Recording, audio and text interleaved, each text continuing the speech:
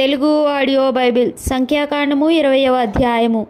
మొదటి నెల యందు ఇశ్రాయేలీయుల సర్వసమాజము సీను అరణ్యమునకు రాగా ప్రజలు కాదేశులో దిగిరి. అక్కడ మిరియాము చనిపోయి పాతిపెట్టబడెను. ఆ సమాజమునకు నీళ్లు లేకపోయినందున వారు మోషే అహరోనులకు విరోధముగా పోగైరి.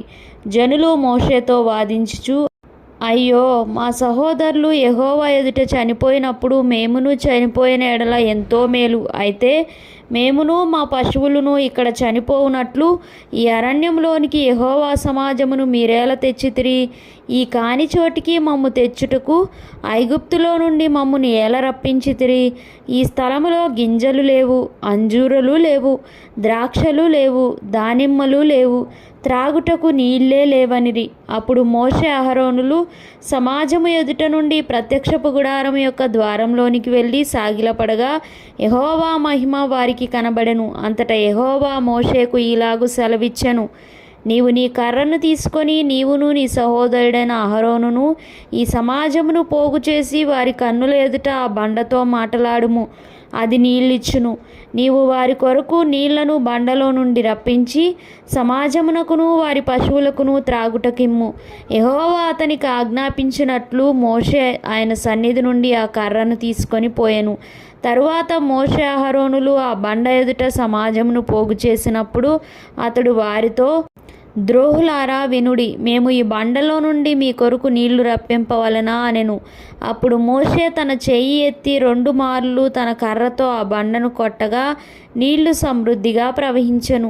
సమాజమును పశువులను త్రాగెను. అప్పుడు యెహోవా మోషే అహరోనులతో, మీరు ఇశ్రాయేలీయుల కన్నుల ఎదుట నా పరిశుద్ధతను సన్మానించునట్లు నన్ను నమ్ముకొనకపోతిరి గనుక ఈ సమాజమును నేను వారికిచ్చిన దేశంలోనికి మీరు తోడుకొని పోరని చెప్పెను.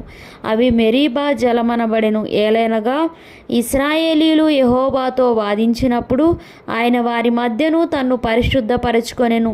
మోషే కాదేశు నుండి ఎదోము రాజునద్దకు దూతలను పంపి, నీ సహోదరుడు ఇశ్రాయేలు అడుగునదేమనగా, మాకు వచ్చిన కష్టము యావత్తును నీకు తెలిసినది. మా పితరులు ఐగుప్తునకు వెళ్ళిరి, మేము చాలా దినములు ఐగుప్తులో నివసించితిమి. ఐగుప్తీయులు మమ్మును మా పితరులను శ్రమ పెట్టిరి. మేము యెహోవాకు మొరపెట్టగా ఆయన మా మొరను విని దూతను పంపి ఐగుప్తులో నుండి మమ్మను రప్పించెను. ఇదిగో, మేము నీ పొలిమేరల చివర కాదేశు పట్టణంలో ఉన్నాము. మమ్మను నీ దేశమును దాటిపోనిమ్ము. పొలములలో బడి అయినను ద్రాక్ష తోటలలో బడి అయినను వెళ్ళము. బావుల నీళ్లు త్రాగము. రాజమార్గమున నడిచిపోయేదము. నీ పొలిమేరలను దాటు వరకు కుడివైపునకైనను ఎడమవైపునకైనను తిరగకుండా పోయేదమని చెప్పించెను. ఎదోమీయులు, నీవు నా దేశంలో బడి వెళ్ళకూడదు, నేను ఖడ్గముతో నీకు ఎదురుగా వచ్చేదను సుమి అని అతనితో చెప్పగా, ఇశ్రాయేలీయులు, మేము రాజమార్గముననే వెళ్ళెదము. నేనును నా పశువులను నీ నీళ్లు త్రాగు నెడల వాటి విలువనిచ్చుకొందును, మరేమీ లేదు, కాలినడకనే దాటిపోదును అంతే అని అతనితో చెప్పినప్పుడు అతడు, నీవు రానే కూడదనెను. అంతటా ఎదోము బహుజనముతోనూ మహాబలముతోనూ బయలుదేరి వారికి ఎదురుగా వచ్చెను. ఎదోము ఇశ్రాయేలు తన పొలిమేరలలో బడి దాటిపోవుటకు సెలవీయలేదు గనుక ఇశ్రాయేలీయులు అతని యొద్ద నుండి తొలగిపోయిరి. అప్పుడు ఇశ్రాయేలీల సర్వసమాజము కాదేశులో నుండి సాగి హోరు కొండకు వచ్చెను.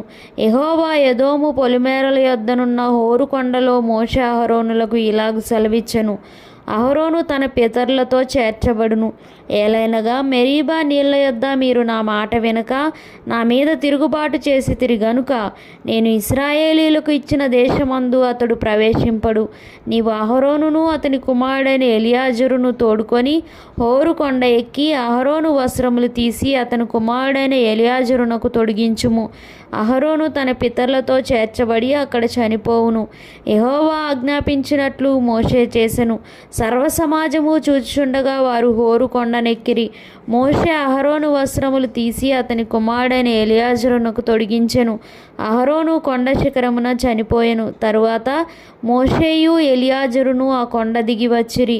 అహరోను చనిపోయినని సర్వసమాజము గ్రహించినప్పుడు ఇశ్రాయేలీల కుటుంబీకులందరూ అహరోను కొరకు 30 దినములు దుఃఖము సలిపిరి.